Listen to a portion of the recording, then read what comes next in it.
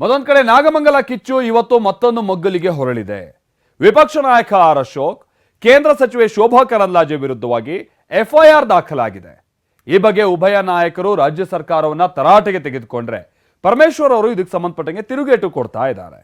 ಅದೇ ಯಾವ ಕಾರಣಕ್ಕಾಗಿ ಎಫ್ಐಆರ್ ದಾಖಲಾಗಿರುವಂಥದ್ದು, ಇದು ಯಾವ ರೀತಿಯಾಗಿ ಒಂದು ರಾಜಕೀಯ ತಿರುವನ್ನ ಪಡೆದುಕೊಳ್ತಾ ಇದೆ, ಬನ್ನಿ ರಿಪೋರ್ಟ್ ಅಲ್ಲಿ ನೋಡ್ಕೊಂಬೋಣ. ಕಾಂಗ್ರೆಸ್ ಬಿಜೆಪಿ ನಾಯಕರ ಮಧ್ಯೆ FIR politics. Shobha Karandlaje, R Ashok ವಿರುದ್ಧ ಎಫ್ಐಆರ್ ದಾಖಲು. ನಾಗಮಂಗಲ ಗಲಭೆಯ ಕಿಚ್ಚು ರಾಜಕೀಯ ಪಡಸಾಲೆಯಲ್ಲಿ ಹೊತ್ತುರಿತಾ ಇದೆ. ರಾಜಕೀಯ ನಾಯಕರ ಮಾತಿನ ಜಟಾಪಟಿ ಜೋರಾಗ್ತಾ ಇರೋವಾಗ್ಲೇ ಪ್ರಕರಣ ಮತ್ತೊಂದು ಮಗ್ಗಲಿಗೆ ಹೊರಳಿದೆ. ಅದೇನು ಅಂತ ಅಂದ್ರೆ, ನಾಗಮಂಗಲ ಗಲಭೆ ಬಗ್ಗೆ ಸಾಮಾಜಿಕ ಜಾಲತಾಣದಲ್ಲಿ ಪೋಸ್ಟ್ ಹಂಚಿಕೊಂಡಿದ್ದ ನಾಯಕರ ವಿರುದ್ಧ ಎಫ್ಐಆರ್ ದಾಖಲಾಗಿದೆ. ಇದರಿಂದ ಕೇಸರಿ ಪಡೆ ಕೆರಳಿ ನಿಂತಿದೆ. ಸಂಸದರು ಮತ್ತು ಶಾಸಕರ ಮೇಲೆ ನಿರಂತರವಾಗಿ ಎಫ್ಐಆರ್ಗಳು ದಾಖಲಾಗ್ತಾ ಇದ್ದಾವೆ. ಕೇಂದ್ರದ ಸಚಿವರ ಮೇಲೆ ಎಫ್ಐಆರ್ ದಾಖಲಾಯಿತು. ನಮ್ಮ ಬೆಂಗಳೂರು ಸಂಸದ ತೇಜಸ್ವಿ ಸೂರ್ಯ ಮೇಲೆ ಎಫ್ಐಆರ್ ದಾಖಲಾಗಿದೆ. ಹರೀಶ್ ಪೂಂಜಾ ಮೇಲೆ, ಬಸನಗೌಡ ಪಾಟೀಲ್ ಯತ್ನಾಳ್ ಮೇಲೆ, ಅರವಿಂದ್ ಬೆಲ್ಲದ ಮೇಲೆ, ಭರತ್ ಶೆಟ್ಟಿ ಮೇಲೆ. ಎಸ್, ನಾಗಮಂಗಲ ಬೆಂಕಿ ಎಫ್ಐಆರ್ ಪಾಲಿಟಿಕ್ಸ್ ಆಗಿ ಬದಲಾಗಿದೆ.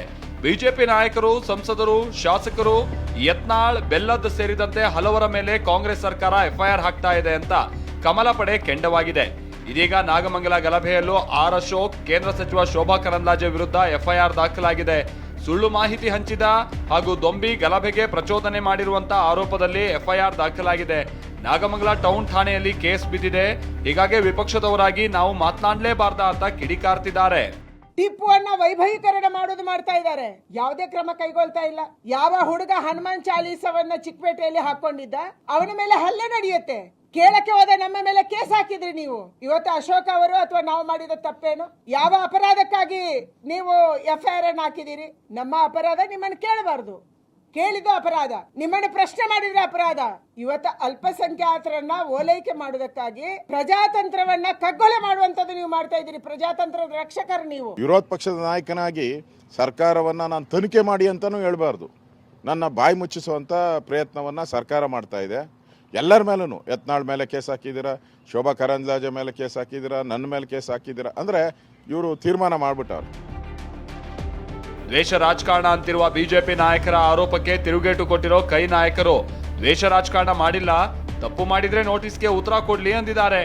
ನಾವು ಯಾವ ದ್ವೇಷ ರಾಜಕಾರಣ ನಮ್ಮ ಸರ್ಕಾರ ಮಾಡೋದಿಲ್ಲ.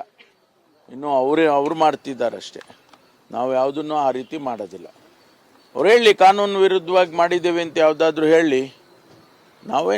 ಆ ರೀತಿ ದ್ವೇಷ ರಾಜಕಾರಣ ಮಾಡೋ ಅವಶ್ಯಕತೆನೂ ನಮಗಿಲ್ಲ. ಜನ ನಮ್ಮನ್ನು ಆರಿಸಿದ್ದಾರೆ, ಸರ್ಕಾರದಲ್ಲಿ ಕೆಲಸ ಮಾಡಬೇಕು ಅಂತೇಳಿ ನಮ್ಗೆ ಅವಕಾಶ ಕೊಟ್ಟಿದ್ದಾರೆ, ಮಾಡ್ತಾ ಇದ್ದೇವೆ.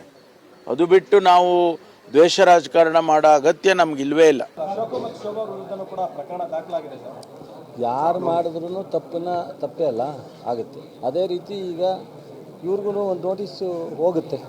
ನೋಟಿಸ್ ಏನು ಉತ್ತರ ಕೊಡ್ತಾರೆ ನೋಡೋಣ. ಸುರೇಶ್, ಒಟ್ಟಾರೆಯಾಗಿ ರಾಜ್ಯದ ಇತಿಹಾಸದಲ್ಲೇ ವಿರೋಧ ಪಕ್ಷದ ನಾಯಕರ ಮೇಲೆ ಇಷ್ಟೊಂದು ಎಫ್ಐಆರ್ ದಾಖಲಾಗಿರಲಿಲ್ಲ ಅಂತ ಬಿಜೆಪಿ ಆರೋಪಿಸ್ತಾ ಇದೆ. ಇದಕ್ಕೆ ಕೌಂಟರ್ ಕೊಟ್ಟಿರೋ ಕಾಂಗ್ರೆಸ್ ಮಾಡೋದೆಲ್ಲ ಮಾಡಿ ಗೂಬೆ ಕೂರಿಸ್ತಾ ಇದ್ದಾರೆ ಅಂತಿದೆ. ಈ ಮಧ್ಯೆ ಎಚ್ಡಿಕೆ ನಾಗಮಂಗಲಕ್ಕೆ ಭೇಟಿ ನೀಡಿ ನೊಂದವರ ಕಷ್ಟ ಆಲಿಸಿದ್ದಾರೆ. Bureau report, TV9.